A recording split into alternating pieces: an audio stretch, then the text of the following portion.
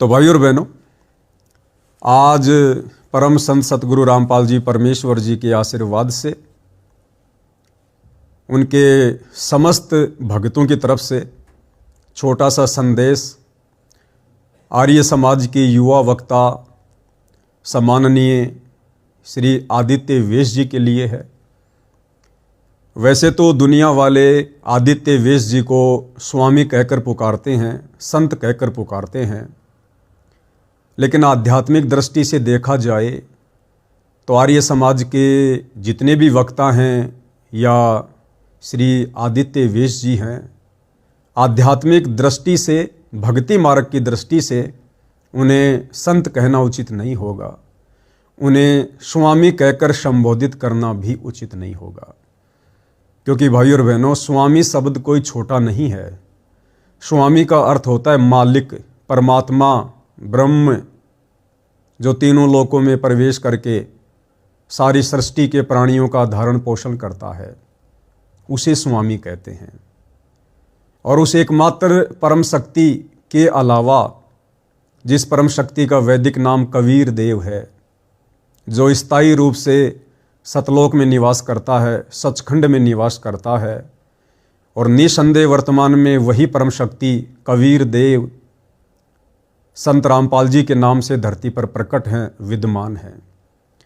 तो उस एकमात्र परम शक्ति के अलावा किसी अन्य को स्वामी कहकर संबोधित करना उस परमपिता परमेश्वर जी का अपमान होगा। जब से हम सतगुरु रामपाल जी के शिष्यों को उनका तत्व ज्ञान समझ में आया है, उनकी लीलाएं समझ में आने लगी हैं उन्हीं के आशीर्वाद से, उसके बाद से सतगुरु रामपाल जी के जो मुंह बोले गुरुदेव थे श्री रामदेवानंद जी, हमने उनको भी स्वामी कहना बंद कर दिया है।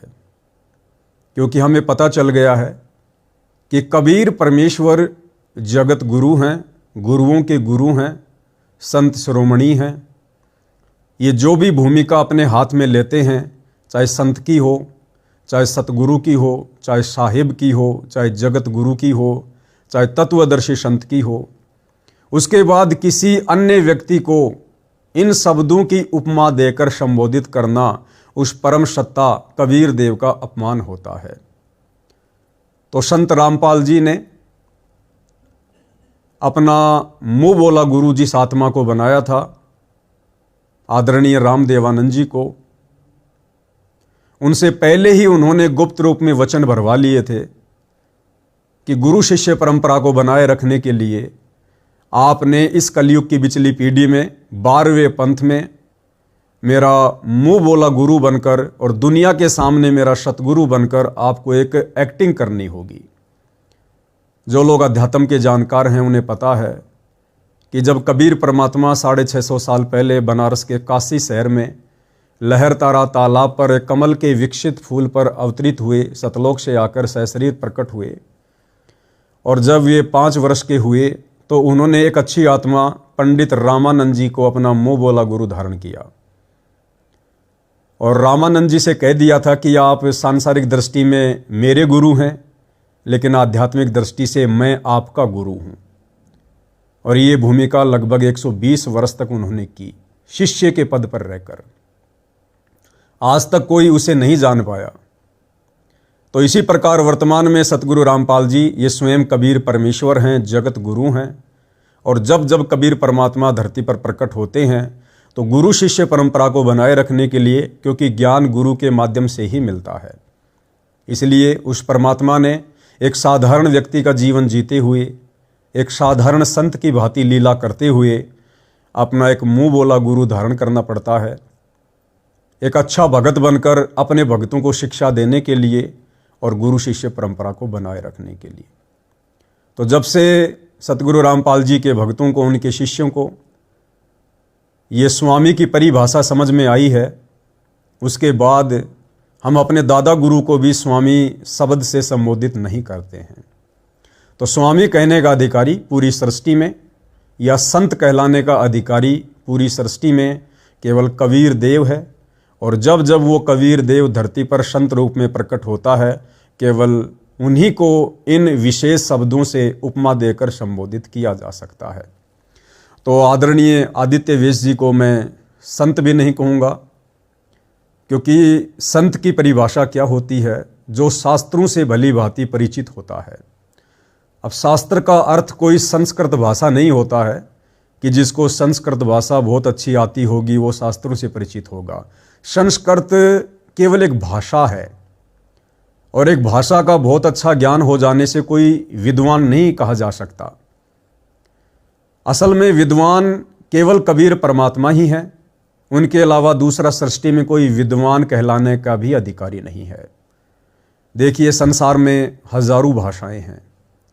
क्या एक व्यक्ति, क्या एक इंसान उन संसार की समस्त हजारों भाषाओं का ज्ञाता हो सकता है? क्या उन भाषाओं का जानकार हो सकता है? कदापि नहीं हो सकता है। यदि आपको संस्कृत बहुत अच्छी आती है तो हो सकता है आपको पंजाबी नहीं आती, आपको चाइनीज़ भाषा नहीं आती, आपको फारसी नहीं आती। हो सकता है आपको चाइनीज़ भाषा बहुत अच्छी आती है तो आपको पंजाबी नहीं आती, आपको तेलुगु नहीं आती, नाइजीरिया की भाषा नहीं आती। तो किस आधार से आपको विद्वान की संज्ञा दें? तो विद्वान भी असल में कबीर परमात्मा ही कहलाने के अधिकारी हैं, क्योंकि कबीर परमात्मा सभी भाषाओं के जनक हैं, सभी भाषाओं के ज्ञाता हैं। और हम इंसानों की भाषा तो छोड़िए, वो परम शक्ति कबीर परमात्मा इस सृष्टि में जितने भी प्राणी हैं, 184 योनियों में, सूक्ष्म से लेकर और बड़े से बड़े जितने भी जीव जंतु हैं, वो परमात्मा उन 84 लाख योनियों में तरह तरह के प्राणियों की भाषा जानता है, उनके मन की भाषा भी जानता है, उनके अंतरात्मा की बात से भी वो परमात्मा परिचित है। कबीर परमेश्वर जी की वाणी है कि चीटी पायल बाजे पैर, साहिब सुनता है सब लहर। चीटी यानी कीड़ी, कीड़ी का पैर क्या होगा? उसके पैर में यदि पायल बनाकर बांध दी जाए तो उसकी पायल कितनी महीन होगी, कितनी सूक्ष्म होगी। अर्थात वो कबीर परमेश्वर उस चीटी के पैर की पायल की आवाज़ को भी सुन लेता है। तो भाई और बहनों, असल में विद्वान भी एकमात्र संस्कृत भाषा का ज्ञाता होने से इंसान को नहीं कहा जा सकता। असल में विद्वान भी कबीर परमात्मा ही है, और निसंदेह वर्तमान में उस विद्वान की परिभाषा में एकमात्र परम संत सतगुरु रामपाल जी फिट होते हैं। भाई और बहनों, ये तमाम प्रकार की बातें मैं जो कर रहा हूँ, सत भक्ति से अपरिचित, सत आध्यात्मिक ज्ञान से अपरिचित लोगों को लगेगा कि ये मूर्ख किस्म का व्यक्ति है, कुछ भी बोले जा रहा है। लेकिन आप लोगों को जानकर घोर आश्चर्य होगा। आदरणीय गरीबदास जी महाराज, गांव छुडानी, जिला झज्जर, हरियाणा में, जिनका सन 1717 में जिनका प्राकाट्य हुआ, आना हुआ, 65 वर्ष तक आदरणीय गरीबदास जी ने एक मनुष्य शरीर में लीला की। और जब तक वे मनुष्य शरीर में थे, एक आम संत की भूमिका कर रहे थे, तब तक लोगों ने उनका मजाक उड़ाया, उनको बावड़ा कहकर संबोधित किया। अपनी वाणी में परमात्मा कहते हैं, जीव जो ना सत्संग में आया, भेद ना उसे भजन का पाया। गरीबदास जी को भी बावड़ा बताया, क्या कर ले इस दुनिया शानी का। आज उन्हीं गरीबदास जी को हरियाणा में, विशेषकर गांव छुडानी वाले, करोथा वाले, डिग्गल वाले, बागपुर वाले, झज्जर वाले, उन्हीं गरीबदास जी को परमात्मा मानकर, पूर्ण ब्रह्म परमेश्वर मानकर आज उन्हें पूज रहे हैं। परंतु जिस समय आदरणीय गरीबदास जी इन्हीं गांवों में रहा करते थे, विचरण किया करते थे, मनुष्य शरीर में लीला कर रहे थे, लोगों को यही अपना तत्व ज्ञान समझा रहे थे, उस समय लोग उनका मजाक उड़ाया करते थे, उन्हें छोरी का छोरा कहा करते थे। क्योंकि आदरणीय गरीबदास जी की माता अपने पीहर में रहा करती थी, यानी गरीबदास जी के जो पिताजी थे श्री बलराम जी, वो घर जमाई रहा करते थे। तो गांव वाले उन्हें ना पहचान कर छोरी का छोरा कहा करते थे, बावड़िया कहा करते थे।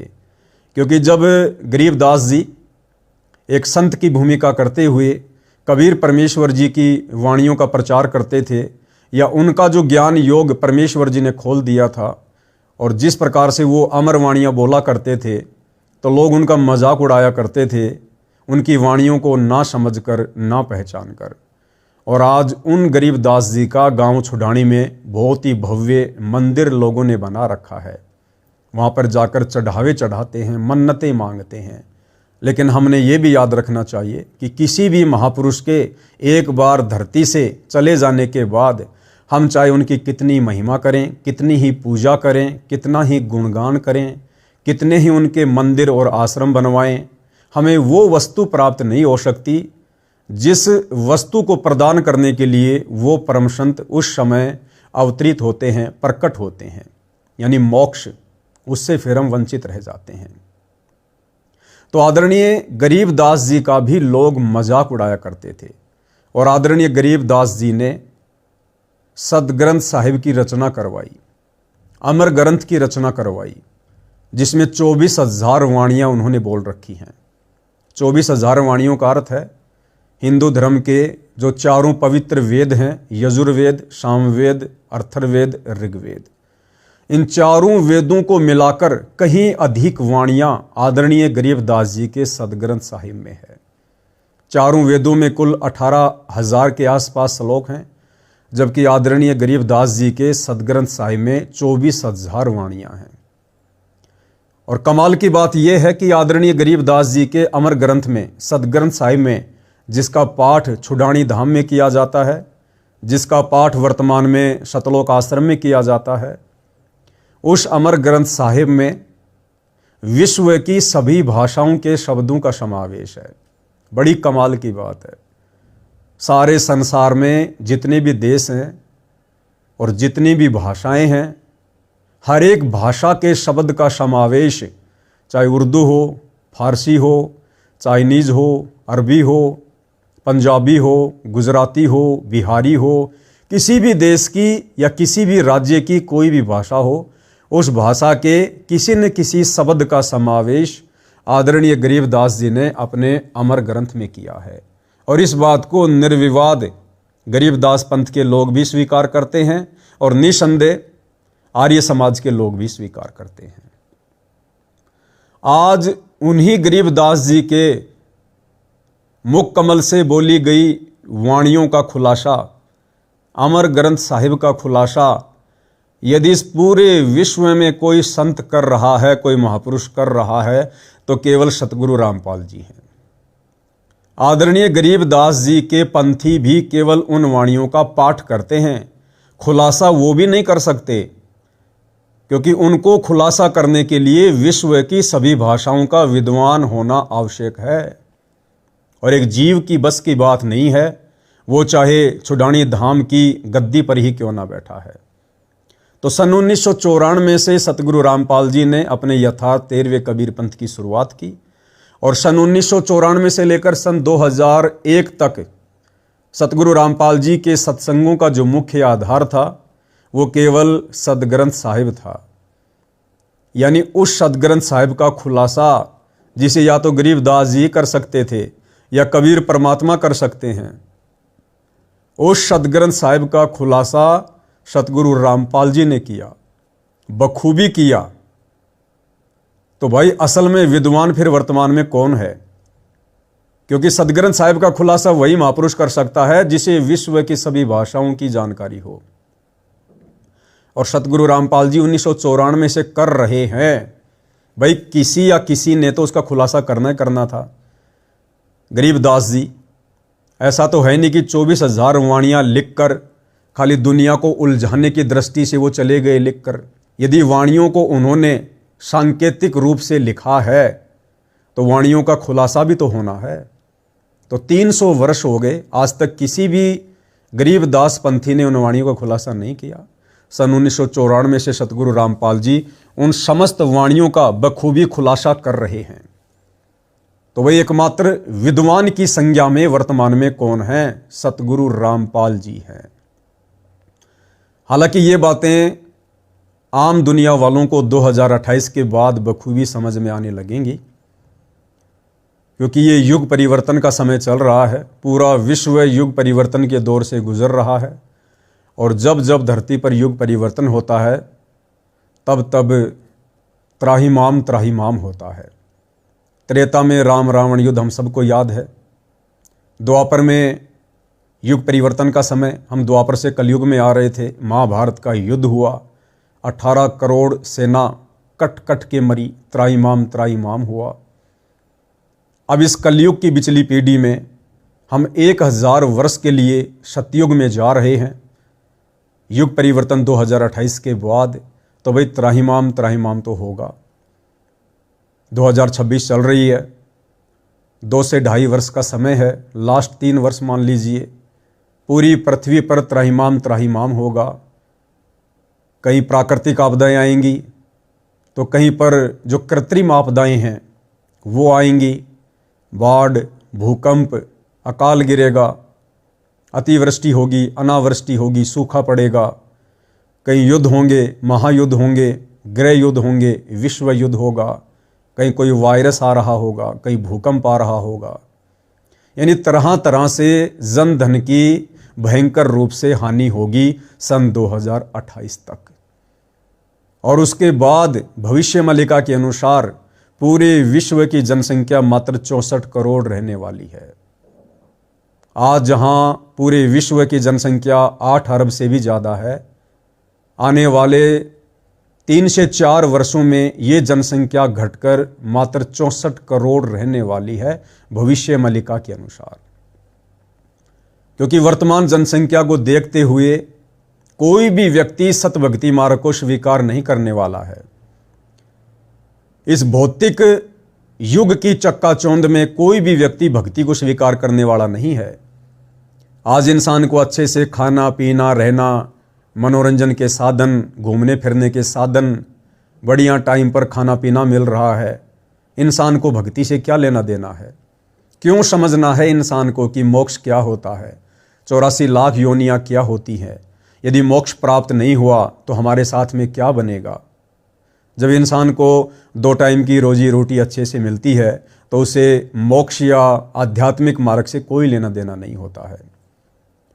लेकिन परमात्मा संत रामपाल जी के रूप में धरती पर प्रकट हैं, विद्यमान हैं। 2028 युग परिवर्तन का समय है। पूरे विश्व को उन्होंने मोक्ष मार्ग से परिचित करवाना है, शास्त्र अनुकूल सत भक्ति देकर मोक्ष मार्ग दिखाना है, सृष्टि रचना समझानी है, परम संत और सतगुरु की परिभाषा से भी परिचित करवाना है। सीधे सीधे इंसान स्वीकार करने वाला नहीं है। इसलिए आने वाले समय में युग परिवर्तन के दौरान में इंसान को बंदर दिखाना भी अति आवश्यक है। तो जब आने वाले समय में इंसान के सामने खाद्य संकट प्रकट होगा, आज भले आप 1 करोड़ की गाड़ी में घूम रहे हैं, 5-5 आपके पास फैक्ट्रियां हैं, भले आप देश के प्रधानमंत्री हैं, बहुत बड़े कोई अधिकारी हैं, धनपति हैं, लेकिन जब आने वाले समय में खाद्य संकट की समस्या उत्पन्न होगी, जल की समस्या उत्पन्न होगी, उस समय चाहे प्रधानमंत्री हो, चाहे कोई अरबपति हो, चाहे धनपति हो, चाहे किसी भी प्रकार का कोई पदपति हो, उसे अपनी जान बचाना मुश्किल हो जाएगा। उस समय वो तमाम व्यक्ति परम संत सतगुरु रामपाल जी के चरणों में आएंगे, सत भक्ति को स्वीकार करेंगे, लेकिन जनसंख्या बहुत ही कम रह जाएगी। तो भाई और बहनों, आने वाले समय में 2028 के बाद पूरी दुनिया इस कल की भगवान से, जिस कल की भगवान को नादान दुनिया यूट्यूब पर ढूंढ रही है, भविष्यवाणियों में ढूंढ रही है, पुराणों में ढूंढ रही है, इस कलयुग में वो कल की भगवान, कल्कि का रियल अर्थ है कलयुग का भगवान, जो इस कलयुग में सतयुग लाएगा, लोगों को मोक्ष मार्ग दिखाएगा, वो कल की भगवान वर्तमान में धरती पर सतगुरु रामपाल जी हैं, जो 8 सितंबर 1951 को प्रकट हो चुके हैं। 2028 के बाद दुनिया इस सत्य को सहज में स्वीकार करेगी, सहज में। तो कहने का मतलब है, एकमात्र विद्वान भी इस पृथ्वी पर वर्तमान में यदि कोई हैं तो सतगुरु रामपाल जी हैं। और मैं तो निवेदन करूंगा तमाम लोगों से, जिन लोगों को शंका है, जो लोग ये कहते हैं, विशेषकर श्री आदित्य वेश जी भी अपने प्रवचनों में कहते हैं कि हम संत रामपाल जी को कैसे विद्वान स्वीकार करें, उन्हें तो अच्छे से हिंदी भाषा भी बोलनी नहीं आती है, संस्कृत भाषा तो बहुत दूर की बात है।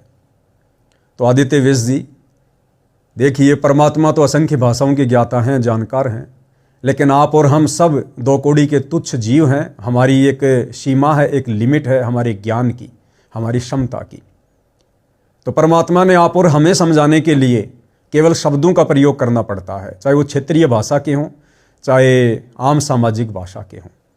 अब यदि सतगुरु रामपाल जी संस्कृत भाषा में प्रवचन करने लग जाएं या फिर अंग्रेजी भाषा में सत्संग करने लग जाएं, तो क्या फ़ायदा उस प्रवचन का, उस सत्संग का, जिसको कोई समझ ही ना सके। तो उनका मकसद तो अपनी आत्माओं तक ज्ञान पहुंचाना है। उसके लिए जिस भी भाषा का उन्होंने प्रयोग करना पड़ता है वे करते हैं। जैसे छोटा बच्चा होता है 6 महीने का, साल भर का, उसे बोलना नहीं आता है, उसे दूध कहकर माँ से दूध मांगना नहीं आता है, लेकिन बच्चा क्या इशारा करता है, क्या संकेत करता है, क्या भाषा बोलता है, दू दू दू दू, तो उसकी माँ समझ जाती है कि बच्चा भूखा है, इसको दूध की आवश्यकता है। वो तुरंत उसको स्तनपान करवाने लग जाती है। तो ये परमात्मा है, परमेश्वर हैं, स्वयं कबीर देव हैं, सारी सृष्टि के जनक हैं, विश्व की या सृष्टि की 184 योनियों की तमाम भाषाओं के ज्ञाता हैं, सर्वज्ञ हैं। और जहां इन्हें आवश्यकता होगी ये उन भाषाओं का भी प्रयोग करेंगे। फिर भी यदि किसी को विश्वास नहीं है तो मैं तो निवेदन करूंगा, यदि आपके अच्छे संपर्क शासन प्रशासन में हैं तो आप किसी भी देश की किसी भी भाषा में कोई भी एक श्लोक, और वो श्लोक रामायण का या महाभारत का नहीं, वरना फिर आपके मन में संदेह उत्पन्न होगा कि हो सकता है जी रामायण तो संत रामपाल जी को आती है, महाभारत तो संत रामपाल जी को याद है। आप किसी भी विश्व के किसी भी धर्म की किसी भी बात पर कोई भी श्लोक किसी भी भाषा में लिखकर, जो आपको लगता है कि ये भाषा संसार की सबसे कठिन, सबसे जटिल भाषा है, उस भाषा में एक श्लोक लिखकर आप हिसार जेल में संत रामपाल जी के पास जाइए। और जिस प्रकार से संत से आशीर्वाद प्राप्त करने का तरीका गीता जी में अध्याय 4 श्लोक नंबर 34 में गीता ज्ञानदाता ने बताया है कि भली भांति जाकर उनको दंडवत प्रणाम करो, सरलता पूर्वक कपट छोड़कर उनसे व्यवहार करो और उनसे अध्यात्म ज्ञान के विषय में जानने की प्रार्थना करो। फिर वो परम संत, वो तत्वज्ञानी महात्मा आपको तत्व ज्ञान का उपदेश करेंगे। तो आप हिसार जेल में जाइए, 1, 2, 5, 10 श्लोक 10-15 भाषाओं के आप लिख कर जाइए और सतगुरु रामपाल जी को दंडवत प्रणाम करके आप उनके सामने वो पर्चा रखिए और उन्हें बोलिए कि हे गुरुदेव, हे परम शक्ति, जैसा हमने आपके विषय में सुना है, हमारी औकात नहीं आपकी परीक्षा लेने की, लेकिन हमें विश्वास हो कि वास्तव में आप परम शक्ति हो, परम विद्वान हो, सर्वज्ञ हो, समस्त भाषाओं के ज्ञाता हो। आप जी हमारी शंका के निवारण हेतु इन कुछ श्लोकों का हिंदी में अनुवाद कर दीजिए। यदि ऐसा नहीं हुआ भाई और बहनों, क्योंकि मैं अपने गुरुदेव भगवान के ऊपर विश्वास करके तमाम बातें बोलता हूँ, यदि ऐसा संभव ना हो तो मैं पवन दास, आप जैसा कहोगे मैं वैसा करने को तैयार रहूँगा। आप जिस भी चौराहे पर खड़ा करके नंगा करके मुझे फांसी तोड़ोगे, मैं सहर्ष स्वीकार कर लूँगा, क्योंकि मुझे उस परम शक्ति पर पूर्ण विश्वास है। तो कहने का मतलब है एकमात्र विद्वान भी वर्तमान में सतगुरु रामपाल जी ही हैं। 2028 के बाद पूरी दुनिया इसे स्वीकार कर लेगी। तो आदरणीय आदित्य वेश जी को हम संत भी नहीं कह सकते, क्योंकि संत असल में वो होता है जो समस्त शास्त्रों से परिचित होता है। शास्त्र चाहे किसी भी देश के, किसी भी ग्रंथ के और किसी भी भाषा में क्यों ना हो, जो उनको समझा दे वो असल में संत है। और विद्वान इसलिए नहीं कह सकते आदित्य वेश जी को, क्योंकि विद्वान वो होता है जिससे समस्त धर्मशास्त्रों की विद्वता का ज्ञान होता है। तो वे वर्तमान में केवल सतगुरु रामपाल जी हैं। हाँ, मैं आपको आदरणीय कहकर संबोधित करूंगा, कर भी रहा हूं, आदरणीय आदित्य वेश जी, क्योंकि आप आदरणीय हैं। सतगुरु रामपाल जी ने हमें धर्मशास्त्रों से बताया है कि इस संसार में जितने भी प्राणी हैं, जो वर्तमान में विशेषकर मानव शरीरधारी हैं, जिनको मनुष्य शरीर प्राप्त है, वो चाहे स्त्री हो चाहे वो पुरुष हो, वो सभी आदरणीय हैं, सम्माननीय हैं। क्यों? क्योंकि मनुष्य जन्म में ही मोक्ष प्राप्त किया जाता है। तो वर्तमान में जिन जिन आत्माओं को मनुष्य शरीर प्राप्त है, चाहे स्त्री हो चाहे पुरुष हो, और वर्तमान में सतगुरु रामपाल जी भी धरती पर प्रकट हैं, जो मोक्ष के दाता हैं, तो वो तमाम आत्माएं सौभाग्यशाली हैं जिन्हें परम संत के समकालीन मनुष्य जन्म प्राप्त हैं। इसलिए वर्तमान में सतगुरु रामपाल जी के धरती पर रहते सहते जितने भी मनुष्य शरीरधारी शरीर हैं, चाहे स्त्री का हो चाहे पुरुष का हो, वो तमाम आदरणीय हैं। गरीबदास जी भी अपनी अमृतवाणी में कहते हैं कि गरीब नमो नमो सतपुरुष को नमस्कार गुरु की नहीं, सुर नर मुनि जन साधुआ संतों सर्वश दीन ही। यानी सभी को मेरा प्रणाम है, क्योंकि सभी मनुष्य शरीरधारी प्राणी आदरणीय हैं, सम्माननीय हैं। तो आर्य समाज के जो प्रवक्ता हैं श्री आदित्य वेश जी, वो मुझ पवनदास के लिए और सतगुरु रामपाल जी परमेश्वर जी के जितने भी फॉलोवर हैं उन सब के लिए आदरणीय हैं, सम्माननीय हैं। हम आपको श्री कहकर संबोधित करेंगे, हम आपको श्रीमान कहकर संबोधित करेंगे, परंतु हम आप जी को इस सतभक्ति मार्ग की मर्यादाओं के अनुसार संत कहकर या विद्वान कहकर या फिर स्वामी कहकर संबोधित नहीं कर सकते।